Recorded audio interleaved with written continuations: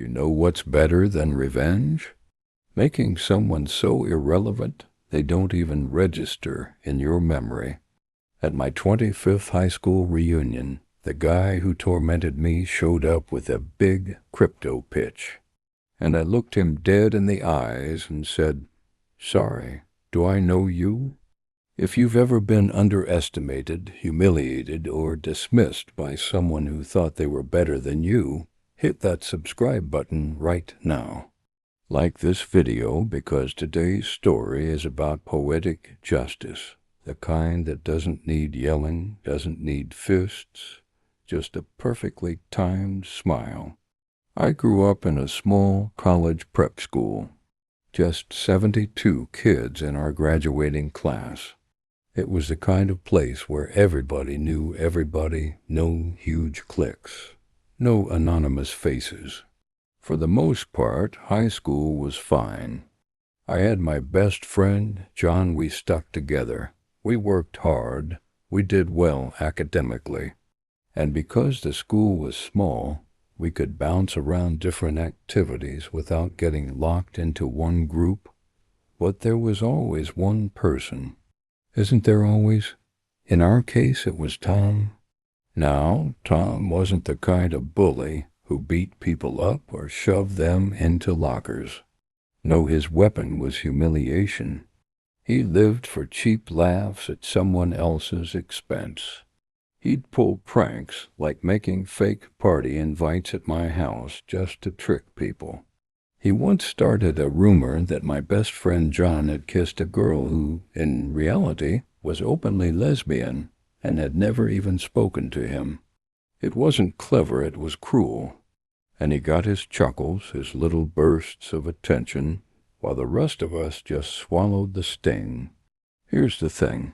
At 16 years old, you don't think about revenge. You just think about getting through the day without being noticed.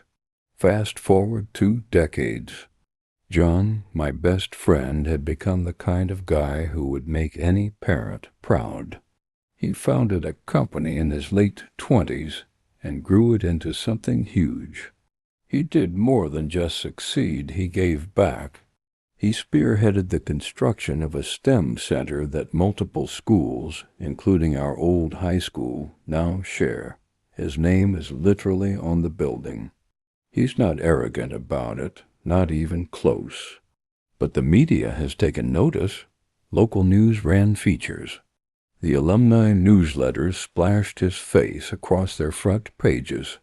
He even had a marketing assistant to handle his profile and social accounts because he was too busy to deal with it. And Tom? Well, Tom was still Tom. Thanks to social media, I'd watched his career path like a bad sitcom that never ends. He tried being a white rapper/DJ in the early 2000s. When that failed, he moved to car sales. Then there was some real estate investing scheme that looked one step away from mortgage fraud. Next, he launched something resembling a private equity group, then suddenly pivoted into crypto. You know the type. Always posting about big opportunities, always flashing cars he probably couldn't afford, and, of course, sliding into my DMs with investment offers. I ignored them every single time. Then came our 25th high school reunion, Labor Day weekend. We hadn't had a real one since the 5-year mark, which barely anyone attended. This time it was different. 50 classmates showed up, spouses, kids, probably 70, 80 people total. And John, generous as ever, opened his home. He's got a beautiful property, several acres, a barn converted into an event space, outdoor patios with twinkling lights. He even hired an event planner.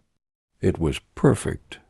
I spent most of the evening with John, our wives, and a couple close friends. We cleaned a side patio, poured drinks, and caught up on life. And then it happened.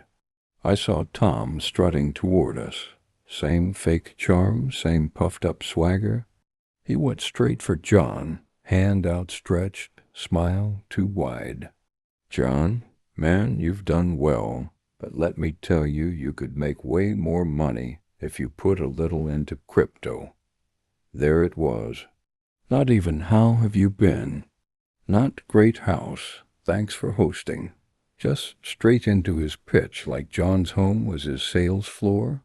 John didn't flinch. He stayed calm, polite even. Then with the faintest smile he asked, "I'm sorry, who are you here with?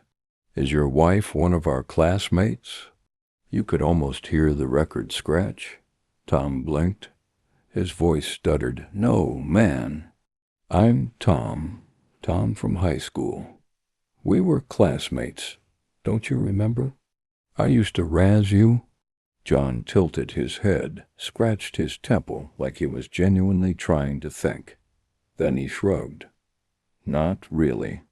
I think I remember most of our class, but I don't remember you at all." And that's when John raised his hand, casually signaling to Ashley, the event planner. "Listen," he said evenly, "I get approached all the time like this because of my business. I understand, but this is my home, and it's a private event." Then, turning to Ashley, he added, "Hey, can you check the guest list? I'm not sure what's going on here." Ashley swooped in with the kind of professional smile that could slice glass. "Of course, sir. Right this way. We'll just verify your ID against the guest list." And just like that, Tom was led away, fuming, muttering under his breath. John sat back down, winked at me, and said to the group, "It's unfortunate, but I have to be careful." We all chuckled, but the tension broke in the best way possible. A few minutes later, another classmate, someone who had organized part of the reunion and had been friends with Tom back then, walked up with him. She said, "John, I hear you said you don't remember Tom. He was in our class all 4 years. He played football." John turned slowly, as if her words were just drifting in one ear and out the other. "I'm sorry," he said flatly. "Sometimes people just fail to leave an impression on me." Then, turning to his wife with a warm smile, he added, "Let's go check on the important people. Make sure the kids are having fun."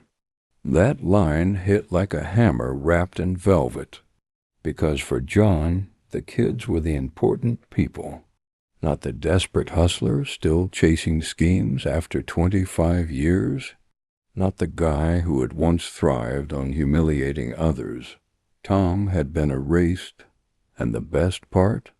John texted me a few minutes later with 2 simple words. "That was fun." That's the beauty of it. Tom wanted recognition. He wanted validation. He wanted to ride John's success like a wave he never built. And instead he got the opposite. He wasn't shouted at. He wasn't thrown out physically. He wasn't even insulted. He was forgotten. There's no wound deeper to a narcissist than irrelevance. For a man who had built his life around self-promotion and empty pitches, being told, "I don't even remember you," was worse than any insult. And watching him shuffle away, red in the face, while John walked arm in arm with his wife toward his kids, that was revenge distilled into its purest form. If you like this story, please like this video, subscribe to the channel, and share your thoughts of this story in the comments. To listen to the next story, click on the boxes showing on the screen. Thank you for watching.